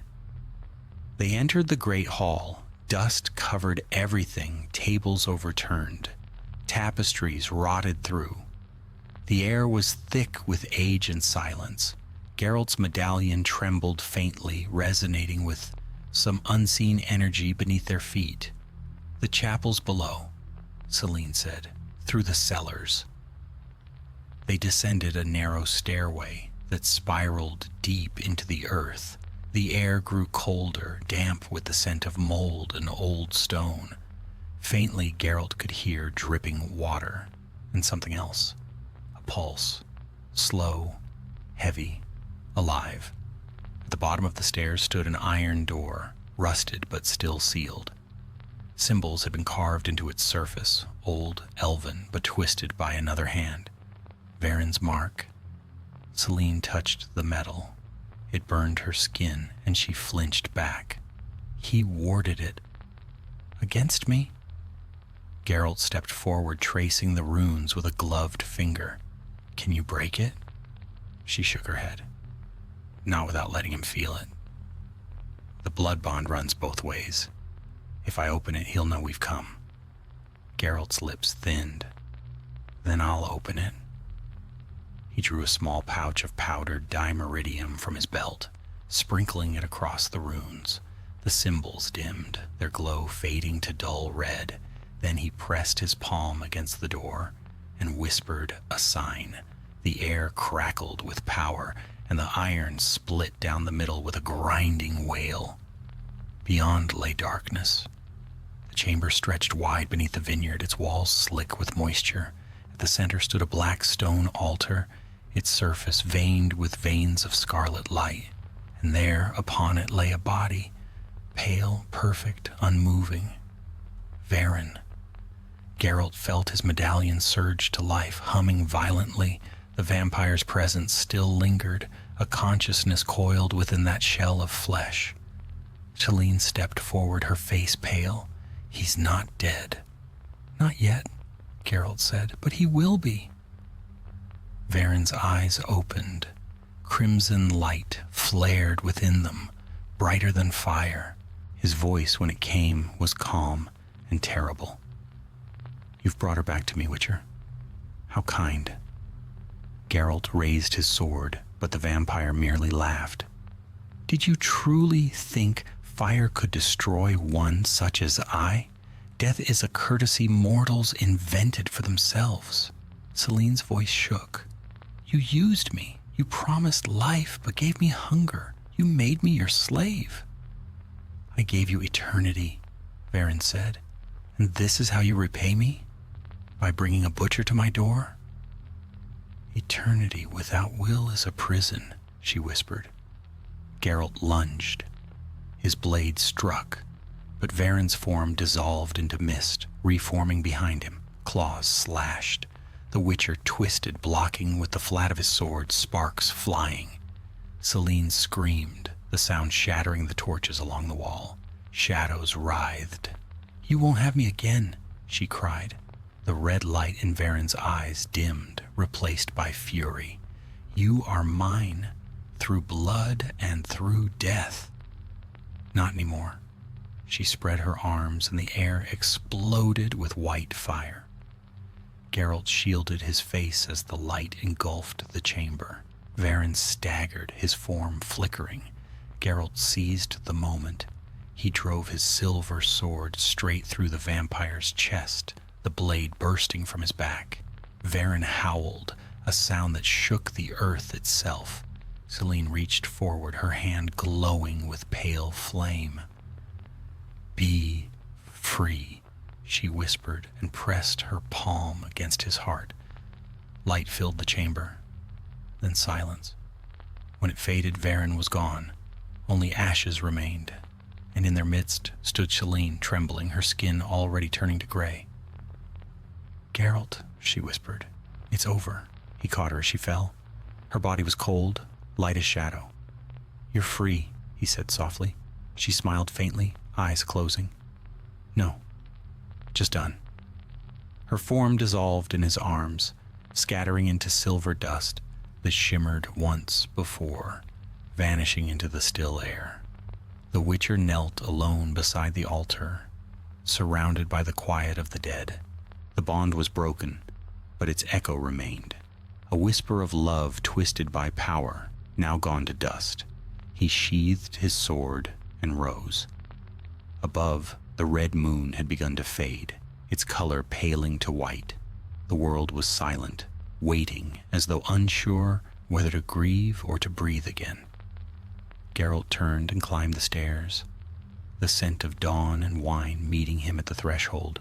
The vineyard was still, the sky washed clean. He mounted Roach, glancing back once at the ruins. Rest now, he murmured, both of you.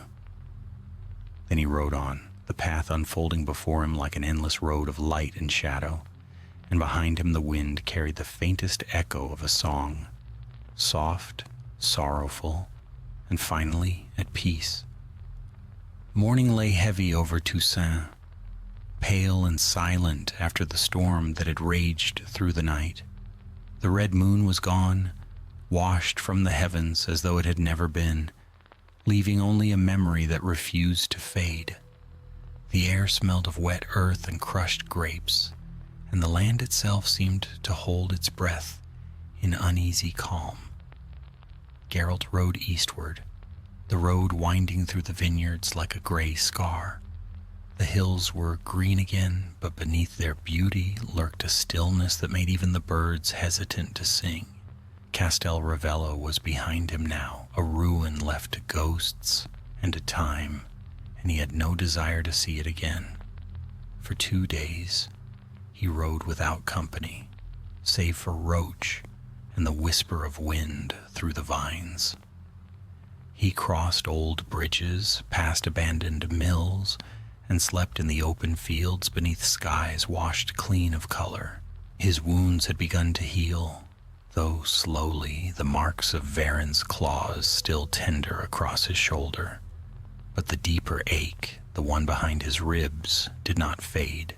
He found himself thinking often of Celine, the way she had looked as she turned to ash, the quiet peace upon her face. Few monsters died so gently. Few deserved to.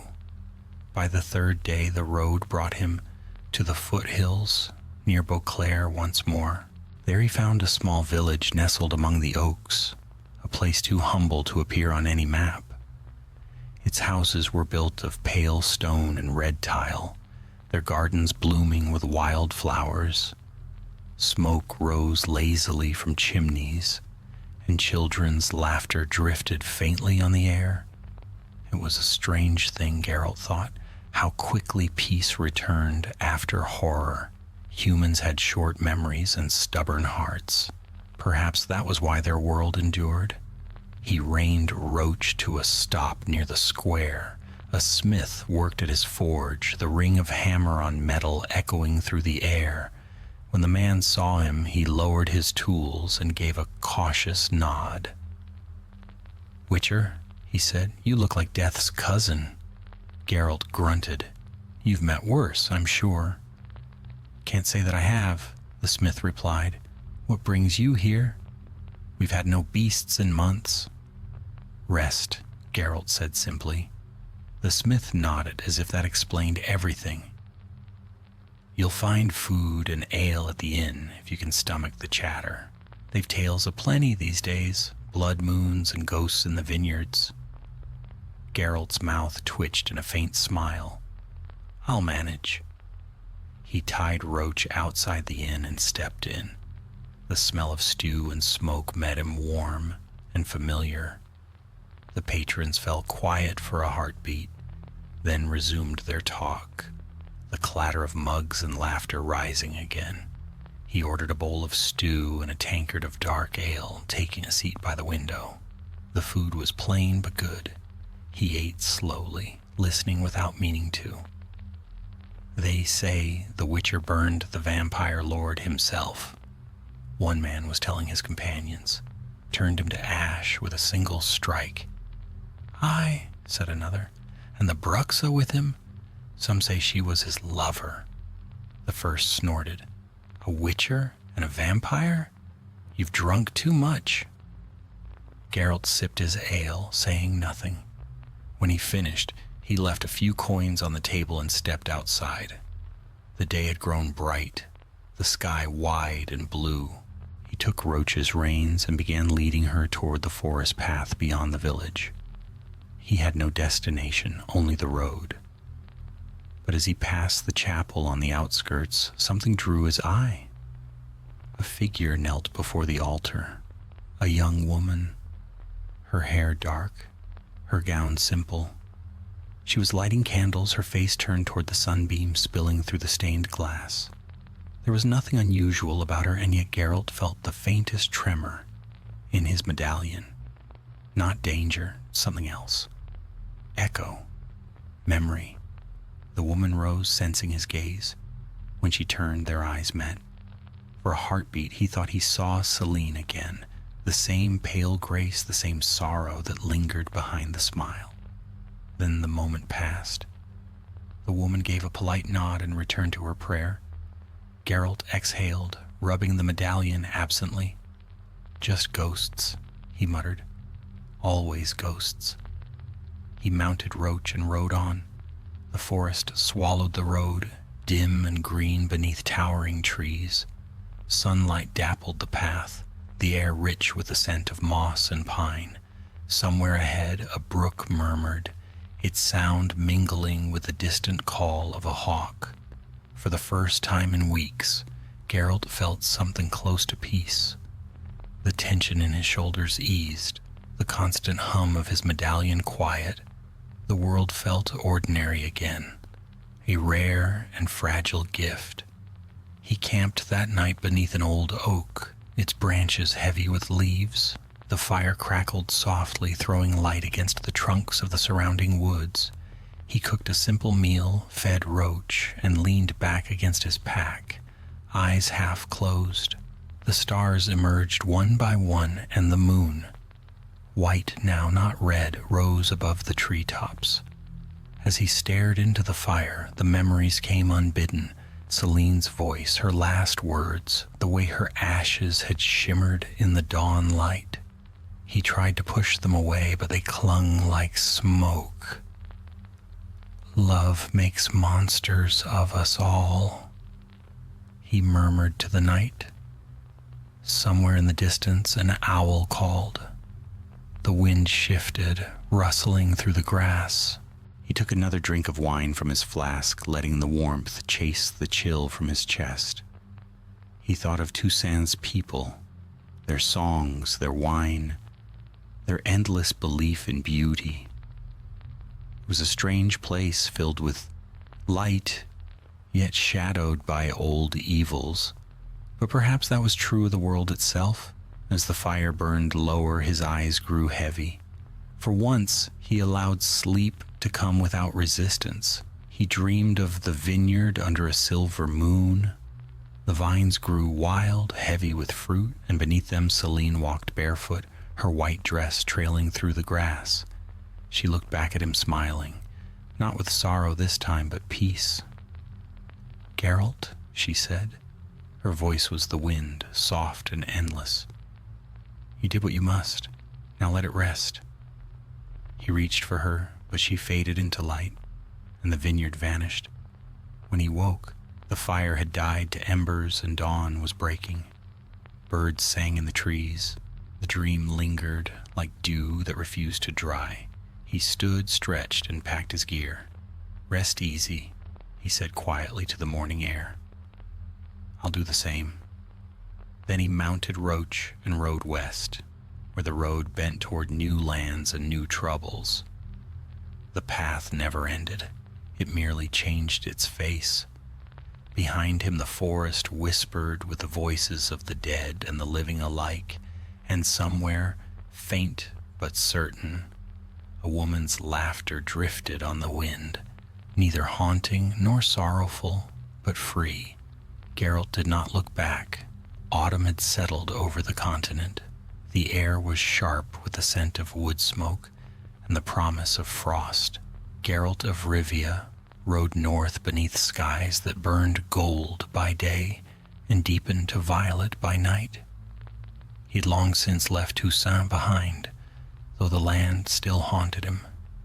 Its songs, its wine, and the memory of the woman who had perished there under the red moon. He told himself the matter was done. The Bruxa was gone, the vampire dead, and the curse that had bound them both broken.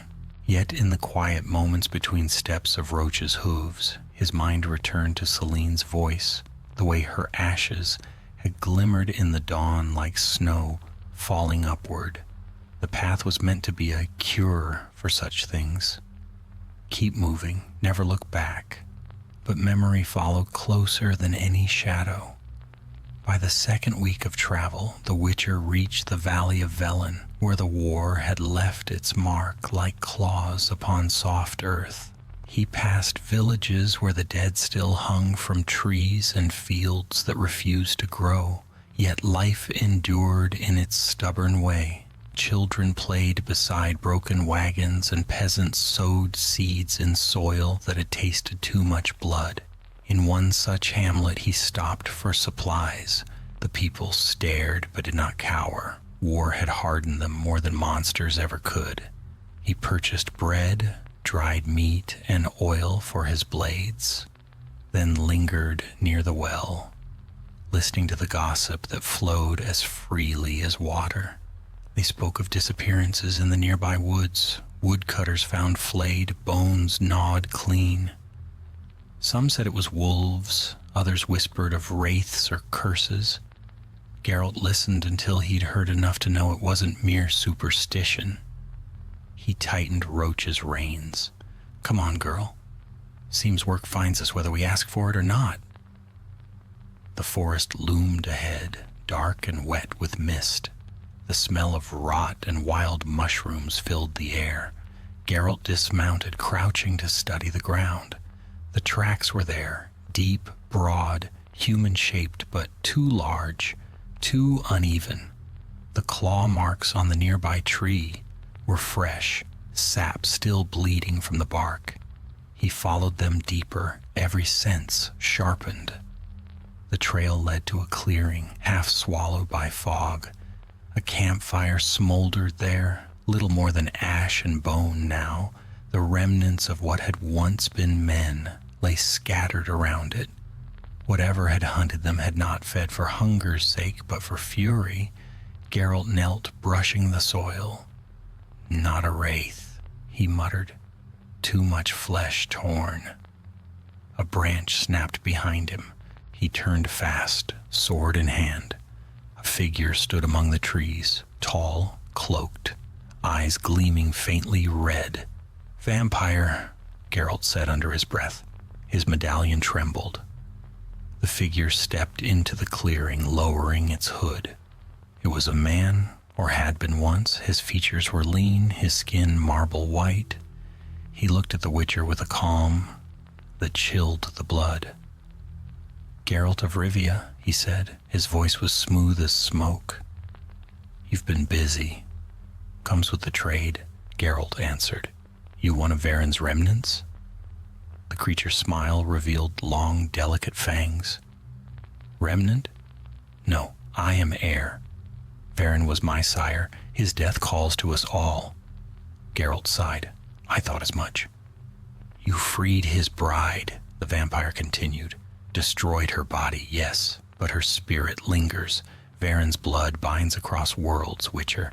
You can burn the flesh, scatter the ashes, but the essence endures. I'm tired of that word, Geralt said flatly. Essence. The vampire tilted his head. Then you'll tire quickly of what's to come.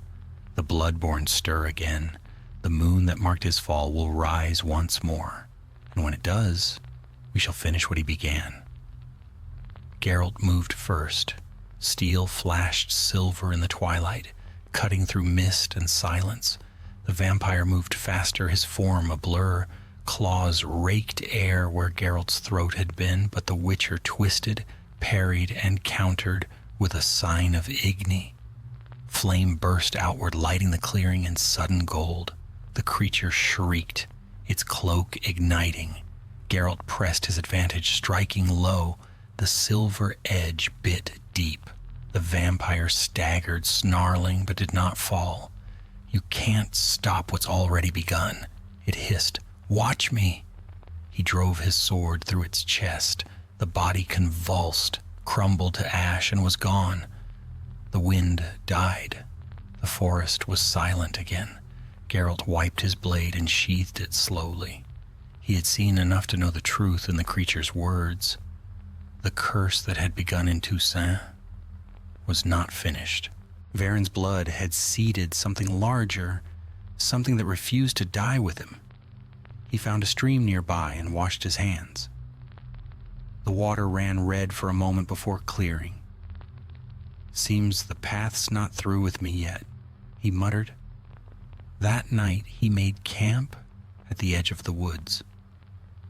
The fire burned low, its light trembling against the trunks of trees. He sat staring into it, thinking of Visoria, the higher vampire who had helped him, and wondering if she still walked among her kind, or if Varen's shadow had reached even her. The moon rose pale and thin above the treetops. Its light caught the surface of his medallion, setting it to a faint, uneasy hum. He poured himself a measure of wine from his flask, Toussaint's vintage. His last bottle, it tasted of memory and regret. "Here's to unfinished business," he said quietly, and drank. When dawn came, he was already on the road again, following no map but the pull of instinct. He rode through mists that clung to the ground, like ghostly hands, through fields where crows picked at the remains of forgotten battles. The world turned gray, endless. Near midday he reached a crossroads where an old shrine stood half buried in weeds. Upon it someone had left an offering, a silver locket. He froze. It was the same locket Celine had worn, the same he had last seen upon an inn table in Toussaint. He picked it up carefully. The metal was cold, too cold for mere silver. Inside, the tiny portrait remained untouched, Celine's face still smiling. Yet around the edges, faint veins of crimson spread like cracks in glass. A whisper touched the air. "Geralt." He looked up sharply, hand on sword. Nothing. Only wind in the grass. But the medallion hummed again, louder now. He placed the locket in his pouch, jaw set. "So be it," he said. "If the curse still walks, I'll follow." Roach snorted, stamping her hoof as if in protest. "I know, girl," Geralt murmured. "I'm tired too." He mounted and turned east toward the mountains, where the old world slept beneath stone and time. The path ahead gleamed faintly beneath the sunlight. A thin thread of destiny stretched taut once more. Behind him, the shrine stood silent, the weeds shifting softly in the breeze. And far above, hidden behind pale clouds, the moon waited, biding its time, ready to rise red again. The Witcher did not look back. Winter crept across the land like a slow shadow. The rivers had begun to freeze at their edges, and the forests whispered with the brittle music of frost. Geralt rode through it all, the breath of roach misting in the chill air. His cloak was heavy with snow, his hair dusted white beyond its usual pallor. The road beneath his horse's hooves was iron hard, the sky awash of gray and dying light. Weeks had passed since he'd found the locket at the crossroads, weeks of silence, of following faint trails and colder rumors, each whisper leading him northward, toward Cadwin's bleak mountains, where night seemed to last a heartbeat longer than day. There, in the high passes, he had been told of strange lights that burned crimson in the dark, and of wolves that spoke with the voices of the dead.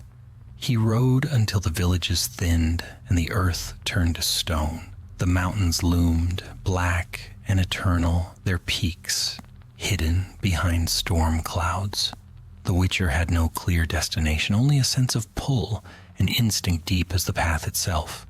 Varen's blood had not truly died. It had retreated, gathering strength like embers beneath ash. Geralt could feel it in the air, in the stillness that lay too deep for peace. At last he found the place. It was not marked on any map nor known to men. An abandoned fortress crouched upon a cliff, its towers cracked, its gates half buried in snow. Banners long faded hung from the walls, symbols of some forgotten order, now nothing but rags. He dismounted, boots crunching in the frost. The gates stood slightly ajar, the hinges moaning as the wind passed through. He drew his silver sword, the blade glinting coldly in the wan light. Inside, the courtyard was littered with bones. Not human, beasts of every kind, gnawed and scattered. The snow around them stained a faint pink. The air reeked of iron and death. His medallion vibrated hard enough to hurt. Something was here. He moved with quiet purpose through the ruin, the sound of his breath muffled by snow. The great hall lay open to the sky, its roof long collapsed. A massive hearth sat cold and empty, though the stones around it were blackened, as if a great fire had once burned there. And in the center of the hall stood a single figure. It was a woman, or what had once been one. She wore a gown of white, tattered and thin, her hair black as the void. Her eyes glowed faintly red, her skin pale beyond mortal hue. "Celine," Geralt said quietly. She turned at the sound of his voice. Her expression was unreadable, a ghost caught between worlds. "You shouldn't have come," she whispered. "I could say the same to you," he replied. "I saw you die." "I did die," she said, "but death does not bind those touched by Varen's blood. His curse runs deeper than fire can burn." Geralt's fingers tightened around his sword hilt. "Then this ends tonight." She smiled faintly, not in mockery, but in sorrow. "You would kill me again? After all I've become? I'll do what I must." She took a step forward. The air trembled. "And if what you must do damns you too, Witcher, would you still raise your blade?" He hesitated. Her voice was still the same, low, melodic, human. The same voice that had once pleaded for peace. "What do you want, Celine?" he asked. "To be free," she said simply. "Truly free this time. Varen's spirit lingers still, bound to my soul. I feel him every night, whispering, waiting. I cannot silence him. I cannot live with him. I cannot die while he endures." Geralt frowned. "You're telling me Varen still exists?" "Not in flesh," she said, "but in blood. His essence flows through every creature he ever turned, every drop he ever spilled. It flows through me most of all. Destroy me, and you destroy him." He studied her. "That's what you want." "Yes," she said, "but you must understand. He will not go quietly.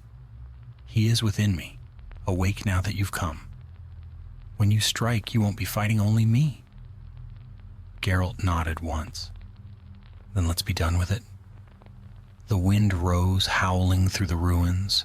Snow swirled between them, bright as ash. Celine lifted her arms, and the ground trembled. From the shadows of the hall, shapes began to emerge, pale forms crawling, shuffling, crying out in hunger. Half-born vampires, wretches bound to Varen's lingering will. Geralt drew a deep breath, muttered a curse, and moved. His sword sang through the storm, cutting clean arcs of silver through flesh and bone. The creatures shrieked, their blood hissing as it met the snow. Celine's voice echoed above it all, a cry both pain and fury, her form blurred, her features twisting, her eyes burning brighter until they were twin suns of blood. "Geralt!" she screamed. "Strike now!" He leapt forward, cutting through the last of the horde, and drove his sword toward her heart. The blade struck true, but the force that met it was like a storm breaking. Power exploded outward, hurling him backward. He hit the wall hard, the breath torn from his lungs. Celine stood wreathed in crimson flame. The air burned with it, and her voice was no longer hers. It was deeper, colder, layered with another's. "Did you think it would be so easy?" Varen's voice hissed through her lips. "I am not bound by death." Geralt rose slowly, gripping his sword. "You talk too much." He charged again. The blade met her once more, and this time he felt resistance, felt the struggle of two souls in one body. Celine's scream tore through the hall, shaking snow from the rafters. "Finish it," she cried. Geralt hesitated for only a heartbeat. Then he drove the sword deeper. Light consumed the room. When it faded, she was gone. Only the sword remained, embedded in the stone floor, its hilt glowing faintly red before cooling to gray. Geralt stood amid the ruin, the silence pressing down like snow. His medallion was still, no heartbeat but his own remained. Varen's essence, Celine's curse, it was done. He pulled the sword free and stepped outside. The storm had broken. Above him, the clouds were thinning, revealing a pale dawn creeping across the mountains. Roach waited by the gate, stamping her hooves impatiently. Geralt ran a hand along her neck, then mounted without a word. He looked back once at the fortress, its towers now crumbling silhouettes against the morning light. For a moment he thought he heard a voice in the wind, soft and distant. "Thank you." Then only silence. He turned his eyes to the horizon. The path stretched on, endless and cold, winding through the mountains and beyond. He knew he would never truly escape the memories of what had happened in Toussaint, but he could carry them, like every scar, every ghost, every tale. Geralt urged Roach forward. Snow swirled behind them, erasing his tracks before the sun rose high enough to see them. And as he rode toward whatever waited next, the red moon faded from his mind at last, leaving only the steady rhythm of hooves and the quiet promise of dawn.